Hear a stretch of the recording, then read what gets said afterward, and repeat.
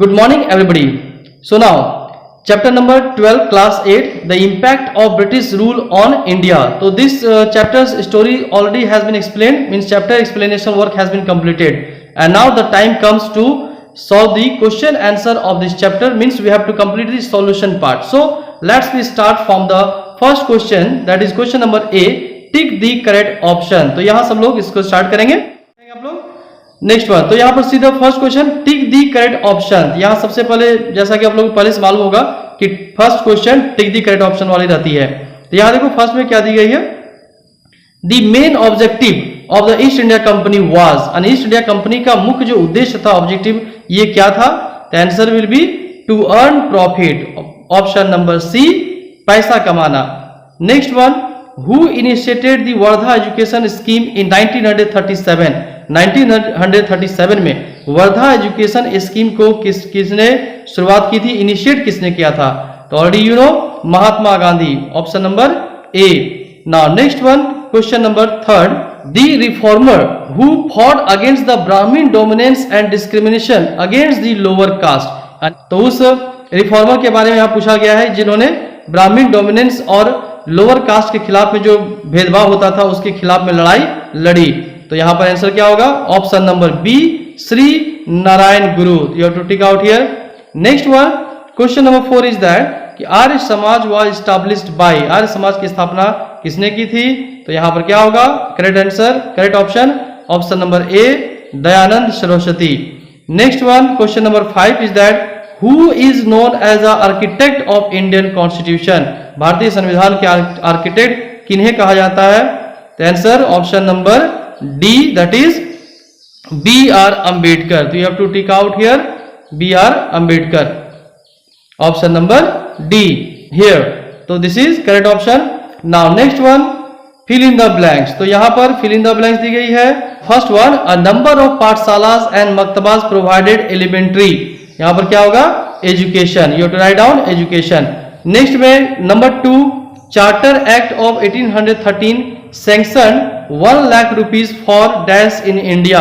तो यहाँ charter act 1813 का जो चार्टर एक्ट आया था, इसने 1 लाख रुपए किस चीज के लिए पास किया था, व्हाट, एजुकेशन, तो शिक्षा के लिए. तो you have to write down here education. Next one, dash number 3 में dash of 1854 gave a plan for separate department of education. यानी कि 1854 में कौन सा ऐसा कमीशन बैठा था जिसने separate department of education, education के लिए सेपरेट डिपार्टमेंट की को प्रमोट किया था, घोषणा की थी. तो क्या होगा, Wood's despatch. Next one, 4 number, Swami Dayanand wanted to eradicate the dash from Indian society. Swami Dayanand Saraswati ji जो थे, वे भारतीय समाज से किस चीज को हटाना चाहते थे, किसे इरेडिकेट करना चाहते थे. तो सोशल एविल्स, यानी कि सामाजिक बुराइयों को. तो यहां पर लिखना है आपको इरेडिकेट दी सोशल एविल्स. सोशल आपको लिखने की जरूरत नहीं क्योंकि सोसाइटी ऑलरेडी यहां पर दी गई है. You have to write down only evils. Now next one, the dash number 5 में the dash played a pivotal role in mobilising public opinion. यानी कौन सा ऐसा चीज था जिसने पब्लिक ओपिनियन को मोबिलाइज करने में हेल्प किया था. तो यहां पर क्या होगा, यहां होगा प्रिंटिंग प्रेस. तो printing press you have to write down here. तो this one fill in the blanks also completed. Now next question, question number C, write true और false for the following statement. यहां पर true और false लिखनी है. तो first one is orientalist favoured English as a medium of instruction. जो orientalist थे, एक इंग्लिशिस्ट थे और एक ओरिएंटलिस्ट थे. तो यहां बताया गया कि ओरिएंटलिस्ट जो थे, इन्होंने एजुकेशन का जो मीडियम हो इंग्लिश को बताया कि इंग्लिश मीडियम में या इंग्लिश भाषा में पढ़ाई देनी चाहिए, एजुकेशन देनी चाहिए.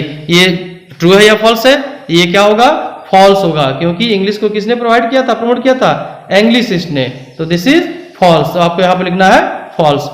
नेक्स्ट वन, कि child marriage was banned in India in 1891. यानी कि 1891 में चाइल्ड मैरिज यानी बाल विवाह को बंद कर दिया गया, बैन कर दिया गया. ये ट्रू है फॉल्स है, दिस इज ट्रू. तो यहां पर क्या लिखना है, ट्रू लिखना है, ये सही है, 1891 में बैन किया गया था. नेक्स्ट है थर्ड में, sati was an inhuman practice. Sati system जो था एक अमानवीय प्रैक्टिस था. ये सही है या गलत है, ट्रू है फॉल्स है, this is also true. Next one, question number 4 is that Kochi and Travancore denied governmental position to lower caste. यहाँ बताया पूछा स्टेटमेंट दी गई है कि कोची और त्रावण को ने गवर्नमेंटल पोजीशन में लोअर कास्ट को डिनाइड किया, लोअर कास्ट को नहीं रखा गया, है ना, अनुमति वहां पर नहीं थी रखने की या फैसिलिटी नहीं दी गई। ये ट्रू है फॉल्स है? तो this is also true, you have to write down here true.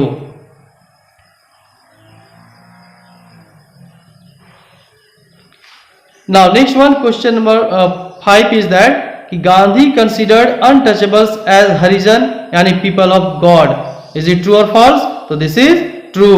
Gandhi ji ने क्या कहा था? हरिजन नाम दिया था अनटचेबल्स के लिए। This is also true. So this one already completed A B C. And now next is question number D and E and one is map skill. अब हमें हम लोग को करना है क्या? 3 क्वेश्चन सॉल्व करनी है, क्वेश्चन नंबर डी, ई और मैप स्किल। तो डी और ई के पहले हम लोग क्या करेंगे? मैप स्किल को सॉल्व करेंगे। So let's we see the map skill. What is given in the map skill? Now in map skill what is given कि on an outline political map of world mark the countries to which the following women emancipations belong। तो यहाँ पर दिया गया है कि world map में ये जो नेम दी गई है ग्रेट वुमेन को, महिलाओं को जो नाम दिया गया, फेमस महिलाएं हैं, ये कौन से कंट्री से बिलोंग करती हैं या करती थी, तो इसके बारे में बताना है। तो फर्स्ट है Malala Yousafzai, Kiran Bedi, Michelle Obama, Emma Watson and Beyonce. तो this one let's be solve. यहाँ पर आपको मैं वर्ल्ड मैप दिखाऊंगा और वर्ल्ड मैप में कौन सा कंट्री का लोकेशन क्या होगा इसको मैं बताने जा रहा हूँ, ठीक है। नाउ तो ये रहा आपका मैप स्कीम। तो you have to complete here, you can see world map. तो first one is Malala Yousafzai, Pakistan. तो you have to show Pakistan, already it is here, now you can see here in green colour, this is the location of Pakistan. Next में Kiran Bedi India, this is location of India. Next है Michelle Obama, Chicago USA, you have to come here from here, this one, this is the location in world map. Next one Emma Watson, France, Paris.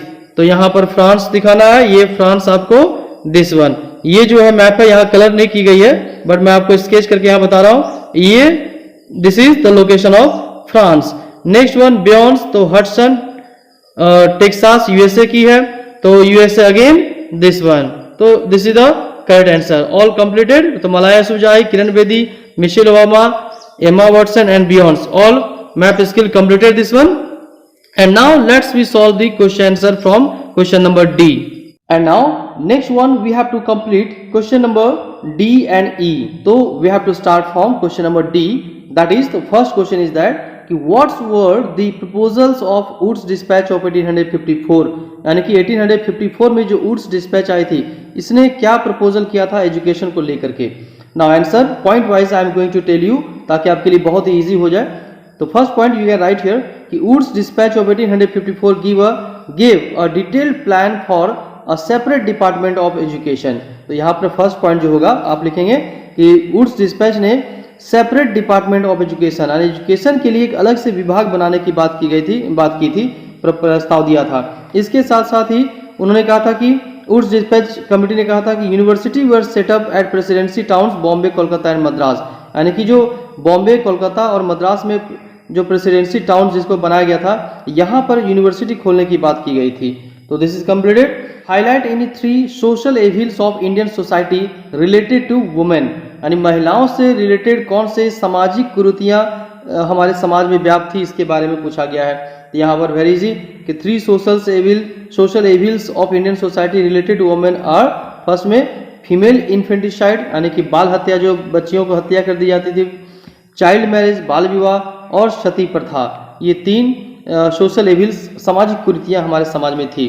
Question number 3, describe any 3 main contribution of Swami Dayanand Saraswati as a social reformer. तो एक समाज सुधारक के नाम पर या समाज सुधारक के रूप में स्वामी दयानंद सरस्वती जी का क्या योगदान था, इसके बारे में पूछा गया। 3 कंट्रीब्यूशन, 3 योगदान के बारे में बताना है। First one, directly I am going to tell you the option means point wise, so that your time should not be waste and with limited time we can complete this. तो first में क्या है कि he started Shuddhi movement उन्होंने start किया था। जो हिंदू सनातन धर्म के लोग, हिंदू धर्म के लोग दूसरे धर्म को एडॉप्ट कर लिए थे, उसको वापस लाने के लिए एक शुद्धि मूवमेंट चलाए थे स्वामी दयानंद सरस्वती जी ने। नेक्स्ट है he opposed child marriage, idol worship and caste system, यानी कि जो चाइल्ड मैरिज था, बाल विवाह, इसका उन्होंने विरोध किया। मूर्ति पूजा का उन्होंने विरोध किया। और जाति सिस्टम जो हमारे समाज में थी, जाति प्रथा, इसका उन्होंने विरोध किया। Point number 3, he promoted widow remarriage and women's education. Swami Dayanand Saraswati ji ने विधवा पुनर्विवाह को प्रोत्साहन दिया, विधवा पुनर्विवाह को प्रमोट किया। एंड महिलाओं की शिक्षा पर भी ध्यान दिया, महिलाओं की शिक्षा को भी प्रमोट करने का उन्होंने काम किया। किन्होंने? स्वामी दयानंद सरस्वती जी ने। Now see the next question, question number 4। सुनाओ, D4, differentiate between the Anglicist and the orientalist, यानी एंग्लिसिस्ट कौन थे और ओरिएंटलिस्ट कौन थे? तो यहाँ पर है the anglicist favour English as a medium of instruction. जो एंग्लिसिस्ट थे उन्होंने कहा था कि एजुकेशन जो दी जानी चाहिए उसकी मीडियम इंग्लिश होनी चाहिए, अंग्रेजी भाषा में होनी चाहिए। जबकि ओरिएंटलिस्ट ने क्या फेवर किया था? Traditional system of education with Sanskrit, Persian and medium of Persian as the medium of education. यानी कि जो ओरिएंटलिस्ट थे उन्होंने कहा नहीं, एजुकेशन जो होनी चाहिए वो हमारे कल्चर के अनुसार होना चाहिए, संस्कृत लैंग्वेज भी देना चाहिए या पर्शियन लैंग्वेज है इसमें, इस भाषा में एजुकेशन को देना चाहिए। Now next one, question number 5। Question number 5 is that evaluate the efforts made by Indian leaders to improve Indian education. यानी भारतीय नेताओं ने कौन सा ऐसा प्रयास किया, कौन सा ऐसा एफर्ट किया एजुकेशन को इम्प्रूव करने में, एजुकेशन को बढ़ाने में। तो यहाँ 3 लीडर्स के बारे में यहाँ बात की गई है। फर्स्ट में doctor B.R. Ambedkar set up schools and free libraries to promote education. Doctor Bhimrao Ambedkar ji ने फ्री लाइब्रेरी सेटअप किया था जहाँ पर बच्चे आ सकते थे और फ्री में लाइब्रेरी को यूज़ कर सकते थे, वहाँ पढ़ सकते थे। और बहुत सारे स्कूल्स उन्होंने ओपन किया था जहाँ पर फ्री ऑफ कॉस्ट एजुकेशन दी जाती थी। नेक्स्ट है Jyotiba Phule started a special school for the under privilege classes. यानी ज्योतिबा फुले जी ने जो अंडर प्रिविलेज क्लासेस के लोग थे, जिस वैसे कहने तात्पर्य ये हुआ कि वह समाज के वैसे लोग जिन्हें बहुत ज़्यादा सुविधाएं नहीं है, कम सुविधाएं मिली है, तो कम रिसोर्सेज उनके पास है, उन लोगों को भी एजुकेशन मिल सके, शिक्षित हो सके, इसके लिए स्पेशल उन लोगों के लिए उन्होंने स्कूल स्टार्ट किया था। नेक्स्ट में है Gandhi ji initiated the Wardha education scheme in 1937 which national education system was propose. तो गांधी जी ने भी वर्धा एजुकेशन स्कीम को निकाला था 1937 में, जिन्होंने नेशनल एजुकेशन पॉलिसी या नेशनल एजुकेशन सिस्टम को लागू करने का प्रस्ताव दिया था कि पूरे भारत में एक जैसी शिक्षा हो। गांधी जी ने उन एजुकेशन को प्रमोट किया जो इंडियन कल्चर से रिलेटेड हो, इंडिया से रिलेटेड हो। And now next we have to start from question number E। This is a long type question answer. तो first of all we have to understand question. यदि question आप समझ सकते हो, अच्छी तरह से समझते हो, तो आंसर लिखने में किसी भी तरह की कोई परेशानी नहीं होती है। आप खुद से भी आंसर को क्रिएट करके बना करके लिख सकते हो। ओके, तो क्वेश्चन को समझना बहुत इंपॉर्टेंट होता है। तो यहाँ पर E1 में do you think that the British system of education had negative impact on the people of India. यहाँ पूछा जा रहा है कि जो ब्रिटिश सिस्टम एजुकेशन यहाँ पर भारत में इंप्लीमेंट हुआ था, तो फिर यहाँ पर इसका नेगेटिव इम्पैक्ट क्या पड़ा, या क्या आपको लगता है कि इसका नेगेटिव इम्पैक्ट यानी नकारात्मक जो प्रभाव है वो हमारे एजुकेशन पर या हमारे इंडिया पर पड़ा। तो आपको बताना है हुआ या नहीं हुआ। Support your answer with suitable argument. और यदि आपको ऐसा लगता है हाँ इसका नेगेटिव इम्पैक्ट हमारे एजुकेशन पर, हमारे कंट्री में पड़ा, तो इसका ये आप सपोर्टिव डॉक्यूमेंट क्या देंगे, कैसे आप उसको प्रूव कर पाएंगे। Now the answer yes I think. तो सबसे पहला आंसर क्या होगा कि आपको लगता है कि हाँ नेगेटिव इंपैक्ट पड़ता है। आप कैसे, इसके बारे में आपको बताना होगा। तो first point, it created a division between English educated and rest of Indians. तो इंग्लिश एजुकेशन जब आई तो यहाँ पर भारत में क्या हुआ, डिवीजन हुआ। किसके बीच में, एक खाई बन गई। किसके बीच में, between English educated and rest of Indian, जो इंग्लिश जानने वाले लोग थे उसके बीच में और बाकी जो इंडियन जो नहीं जानते थे उनके बीच में एक फीलिंग आने लगी कि अरे भाई वो इंग्लिश जानता है, मुझे नहीं पता है। तो इस तरह से एक डिवीजन सोसाइटी में क्रिएट होगा। नेक्स्ट में है Indian literature and thoughts were ignored. तो जब इंग्लिश एजुकेशन आई तो यहाँ पर इंडियन जो लिटरेचर था, भारत के जो साहित्य थे, उस चीज़ को ब्रिटिश ने नेगलेक्ट किया, है ना। और यहाँ का जो विचार था उस चीज़ को इंडियन एजुकेशन में नेगलेक्ट किया गया। थर्ड में British text books glorified British administration and philosophy. तो जब ब्रिटिश ने एजुकेशन इंप्लीमेंट किया, अपने एजुकेशन को इंप्लीमेंट किया, इंग्लिश मीडियम को इंप्लीमेंट किया, तो उसने क्या किया, सारे बुक में उन्होंने ब्रिटिश को ग्लोरीफाइड किया, यानी ब्रिटिश के बारे में प्रशंसा की, उसके बारे में बताया, हाँ बहुत ही अच्छा है इंग्लिश। ब्रिटिश ने अपने बारे में, अपने एडमिनिस्ट्रेशन के बारे में, अपने फिलॉसफी के बारे में ग्लोरीफाई किया, उसकी प्रशंसा की और बताया कि ये अच्छा होता है। नेक्स्ट पॉइंट है only the rich Indians benefited, यानी कि इस एजुकेशन सिस्टम से भारत के जो अमीर व्यक्ति थे केवल उन्हें ही उस एजुकेशन का बेनिफिट मिल सका। तो this is the answer. Now next one, question number E2। E2 में कहा गया है यहाँ पर state the major landmarks in the field of education in 19th and 20th century. 19th और 20th सेंचुरी में एजुकेशन के फील्ड में क्या क्या काम किया गया, कौन कौन सा स्टेप्स, मेजर स्टेप्स लिए गए, इसके बारे में पूछा जा रहा है। तो यहाँ पर point number 1, the charter act of 1813 already we had discuss during the explanation of the chapter. तो यहाँ पर 1813 में पहला एजुकेशन सिस्टम आया, एजुकेशन कमीशन आया, जैसे चार्टर ऑफ 1813 कहा गया। ये इसने क्या किया, फर्स्ट टाइम इसने एजुकेशन को बढ़ावा देने के लिए 1 लाख रुपीज सैंक्शन किया, यानी 1 लाख रुपीज एजुकेशन के नाम पर दिया गया। नेक्स्ट में number 2, in 1854 Wood's despatch came with made major changes in the field of education. 1854 में वुड्स डिस्पैच भेजा गया और बहुत सारे नियम को, बहुत सारे प्रपोजल को वुड्स डिस्पैच ने रखा ताकि एजुकेशन को आगे किया जा सके, उसको प्रमोट किया जा सके। नेक्स्ट की बात करें तो पॉइंट नंबर 3 में इन 1882 Hunter education commission focused on primary and secondary education. 1882 में हंटर एजुकेशन कमीशन आया जिसने प्राइमरी और सेकेंडरी एजुकेशन को प्रमोट किया, उस पर ध्यान दिया, उस पर आगे बढ़ाया। नेक्स्ट में 1937 Gandhi ji started Wardha education scheme to promote education based on Indian theme. तो 1937 में गांधी जी ने वर्धा एजुकेशन स्कीम को इम्प्लीमेंट किया, उसको प्रमोट किया और कहा कि जो हमारा इंडियन थीम है, यानी इंडियन कल्चर है, इंडियन फिलॉसफी है, उस पर आधारित एजुकेशन देनी चाहिए। Now next one, question number E3, describe the main contribution of any 3 social reformers in improving the Indian society. यहाँ पूछा गया है कि आप कोई भी 3 सोशल रिफॉर्मर जो सामाजिक सुधारक होते हैं उनके बारे में बताइए और उनका क्या कंट्रीब्यूशन था, क्या योगदान था। Now first one, Shri Narayana गुरु। तो नारायण गुरु का क्या योगदान है कि उन्होंने क्या किया, ही कैंपेन अगेंस्ट कास्ट सिस्टम के खिलाफ में लोगों को जागरूक किया, छुआछूत के बारे में लोगों को जागरूक किया, ब्राह्मणों का जो डोमिनेशन था समाज में उसके खिलाफ में उन्होंने जागरूकता अभियान चलाया। ठीक है, जो लोअर कास्ट के खिलाफ में जो डिस्क्रिमिनेशन होता था, भेदभाव होता था, इसके खिलाफ में उन्होंने प्रचार प्रसार किया और लोगों को जागरूक किया कि ऐसा नहीं करना चाहिए। तो first one, this one completed. Next में पेरियार E.V. रामास्वामी। तो he launched self respect movement in 1925। तो 1925 में ये पेरियार E.V. रामास्वामी ने सेल्फ रिस्पेक्ट मूवमेंट को लॉन्च किया था, उन्होंने चलाया था। नेक्स्ट में स्वामी दयानंद सरस्वती। तो Swami Dayanand Saraswati established Arya Samaj society and propagated the message of back to Vedas to abolish social evils.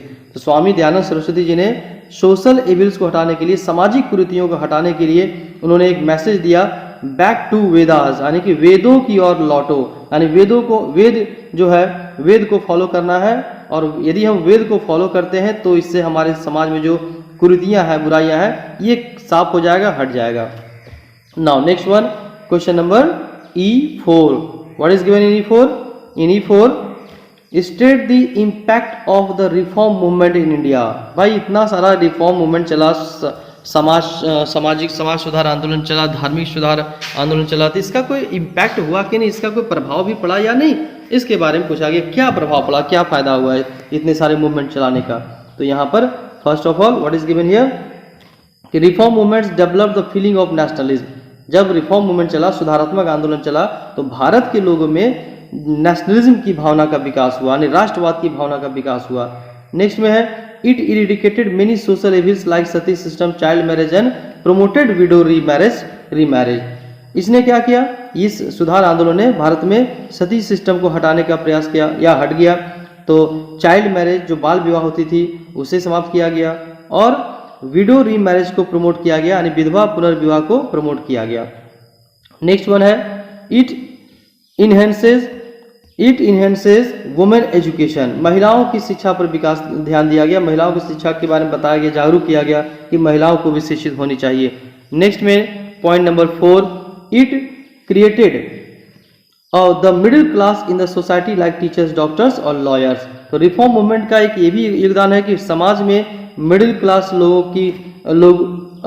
का जन्म हुआ है, इस तरह से कहा जाता है। मिडिल क्लास जो मध्यम वर्गीय परिवार है, तो वह समाज की उत्पत्ति हमारे देश में भी, जैसे टीचर्स हैं, डॉक्टर्स हैं, लॉयर्स हैं, मिडिल बिजनेसमैन है, तो ये मिडिल क्लास में आते हैं, मध्यम वर्गीय परिवार, जिस प्रकार से फ्रांस में हुआ था।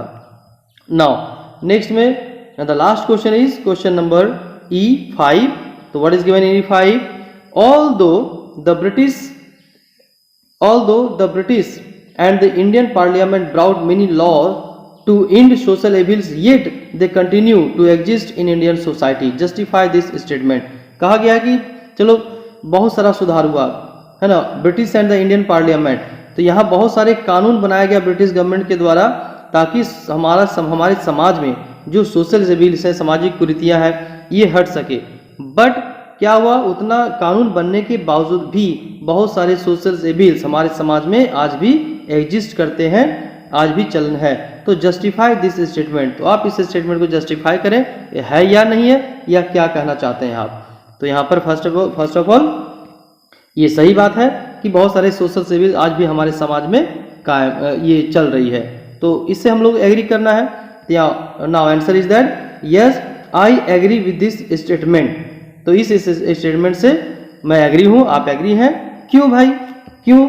Because child marriage still continue in the Indian society. आज भी हमारे भारतीय समाज में कुछ ऐसे प्लेसेस हैं जहां पर चाइल्ड मैरिज, बाल विवाह अभी भी चल रही है। नेक्स्ट है many women are killed on the name of dowry system. आज भी आप देखे होंगे कि दहेज के नाम पर बहुत सारी महिलाओं को, बहुत सारी पत्नियों को, बहुत सारी जो बहुएं हैं, तो उनको मार दिया जाता है। आज भी घटनाएं आप पेपर में अगर देखोगे तो आज भी मिल जाएगी कि दहेज के नाम पर हत्याएं की जा रही है। तो आज भी हमारे समाज में ये है, हालांकि कानून बन चुकी है, फिर भी हमारे समाज में आज एग्जिस्ट करती है, चल रही है। In some parts of country still untouchability can be scene.